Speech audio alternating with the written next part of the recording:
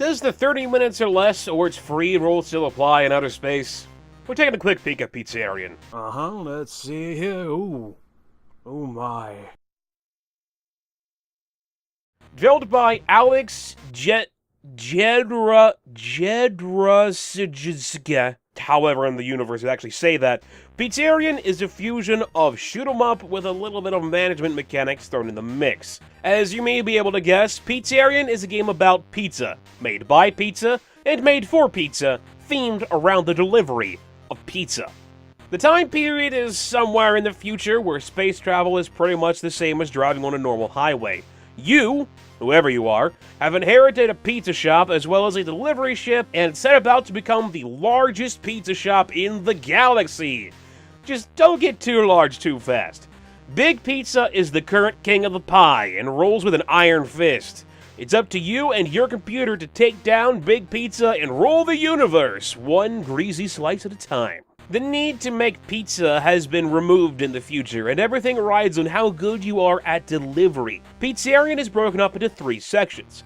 You have your somewhat management section where you can move between your house, your pizza shop, and the black market to buy upgrades for your ship, as well as upgrades for your shop. This lies the first of Pizzarian issues and the largest one in my opinion. Everything you can buy is rather expensive for the first-time pizza enthusiast. It takes a while to make much in the way of cash, and due to this, Pizzarian is a slow grind at the start. New ships are expensive. Parts for your ship are expensive. Upgrades for your shop? They're pretty expensive.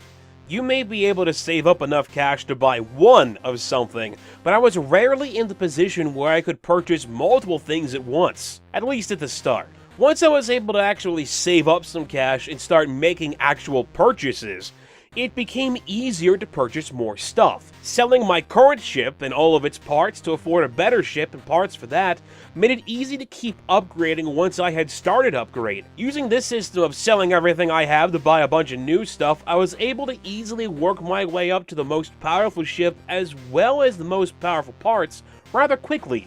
That was once I was able to save up enough money that added with the price of my ship, I could buy something else. The ship that you have dramatically affects your ability to make more money, since the whole game is completely based off of delivery. In the second part of the game, players have to dodge traffic as they barrel down the intergalactic highway. You can either follow the rules and drive sensibly, or drive like a maniac for rewards.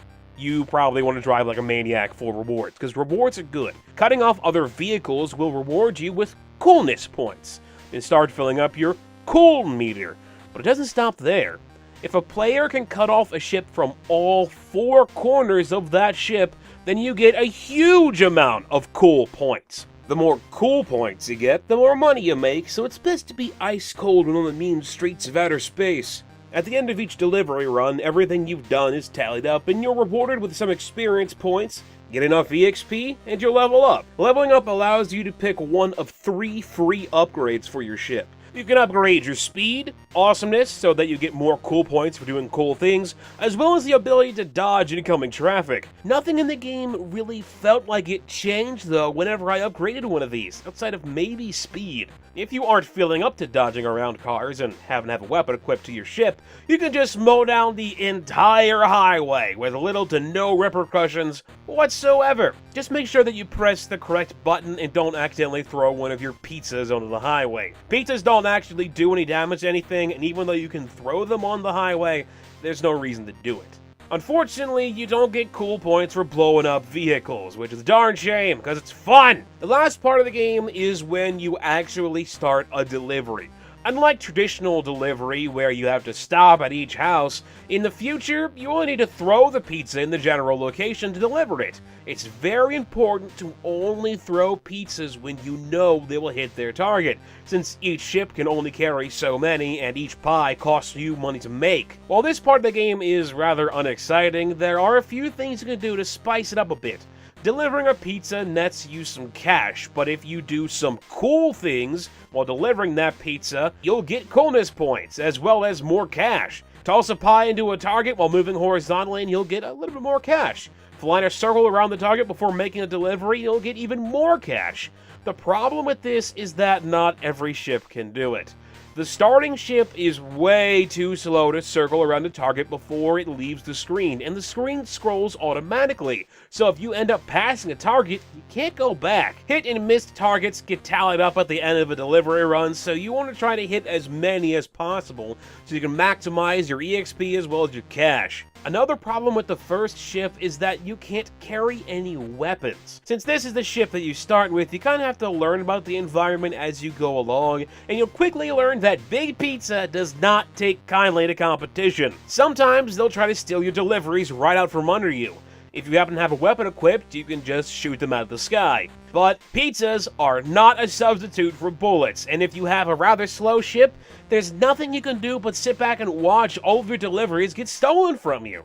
Depending upon how big your business is and what upgrades you've purchased for your shop will affect how many customers you get, as well as how often you will have to deal with Big Pizza. It's important to be careful at the start, since Big Pizza will do more than just try to steal your deliveries. They will also sometimes try to literally destroy their competition. Not every ship can actually equip weapons, and if you don't happen to have a ship with weapons, you're a bit up the Space Creek when Big Pizza's battlecruiser shows up and gets you in its sights.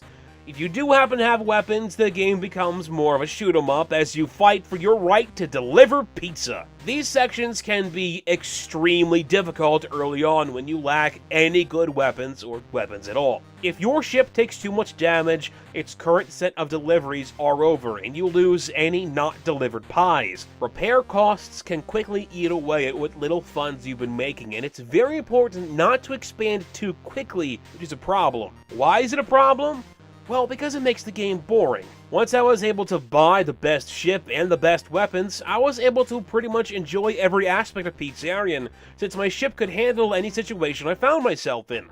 Prior to that though, the game is a slow grind. Since starting ships are slow, deliveries take a long time. Since starting ships are slow, it's difficult to do much in the way of coolness, which makes making money difficult. Since deliveries feel slow and take a while to do, getting shot down or crashing your ship is very disheartening and quickly caused me to lose much interest in the title. There's also not much of a way to the management. There is a bit, as you can manage your budget to purchase upgrades for your ship and your shop, but there isn't much you can do with your shop besides purchase upgrades. You can't change active upgrades depending upon what your customers like or dislike, or even slow down your advertising to try to avoid fights with Big Pizza. Once you purchase an upgrade, you always have it. The tutorial is even a little bit strange, since it doesn't seem to have much confidence in the game it's trying to teach you with the way that it's written. It doesn't seem to actually care about the game itself. If the game doesn't even care about itself, how am I supposed to care about it? Overall, Pizzarian is an okay game. Its retro Game Boy-like graphics are nice if you're not tired of pixelated graphics, and there's even a lot of options to change the colors in the palette. Unfortunately, the game only really uses one or two, maybe sometimes three colors at a time, so there's not a lot of variety when it comes to what you're looking at. Its music is nothing to really write home about, as it's done retro style to sound like it came from a Game Boy, meaning that it's very repetitive, and the gameplay is the same way. The current gameplay of Pizzarian isn't fleshed out all that much, and I'm not really all that interested in it, but for what it is, I do feel that the price of $3.99 does definitely fit the title. That's all I got for you guys for now. As always, let me know what you think about the game or this video in the comments section. I'm Mega Pie Man. I'll talk to you guys later. Different kinds of planets do different things, such as ice planets being slippery or water planets letting you go through them instead of walk around them.